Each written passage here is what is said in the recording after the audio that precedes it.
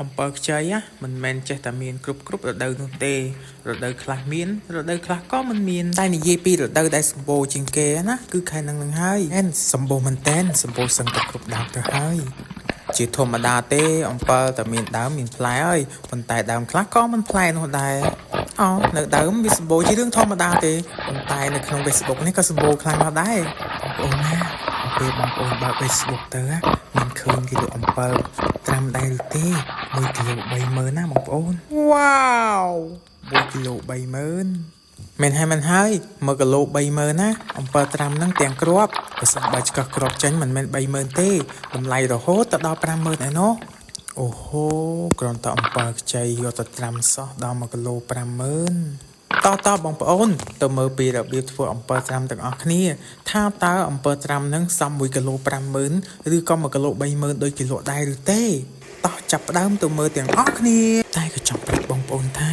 របៀបធ្វើអំពើត្រាំរបស់ខ្ញុំនេះគឺខុសគេបន្តិចហើយវាមិនមែនខុសអីទេបងប្អូនគឺចាញ់លទ្ធផលមកគឺអំពើត្រាំដូចតែគ្នាទេខ្ញុំនិយាយថាខុសហ្នឹងណាគឺខុសត្រង់ពីរបៀបធ្វើ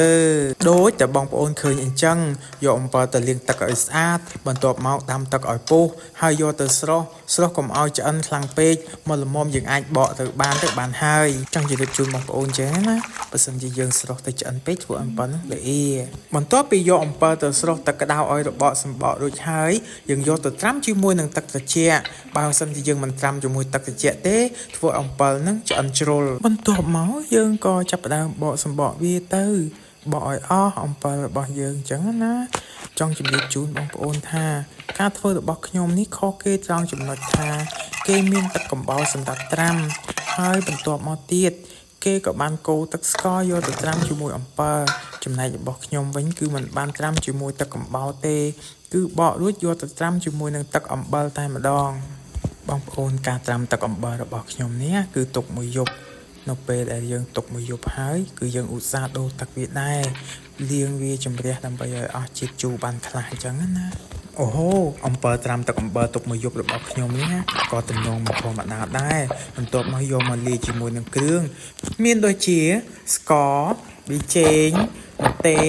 អំបិលបន្តិចប្រសិនបើវាមិនសូវប្រៃយើងដាក់បន្លំតាមចំណូលចិត្តរបស់យើងតើបងប្អូនមកដឹងពីមូលហេតុអ្វីបានអ្នកលក់ថ្លៃដល់ម្លឹងបងប្អូនមើលពីការធ្វើរបស់ខ្ញុំទម្រាំតែបានប៉ុណ្ណឹងគឺប្រើពេលវេលាយូរមែនតែនពីចង់ប្រាប់បងប្អូនថានេះគឺជាការថតសកម្មភាពខ្លះទេបើសិនបើធ្វើមែនតែនណាយើងត្រូវប្រើពេលវេលាទៅបែយើងប្រើពេលវេលាផ្សេងទៀតអញ្ចឹងណាសម្រាប់វីដេអូមានប៉ុណ្ណេះអរគុណជម្រាបលា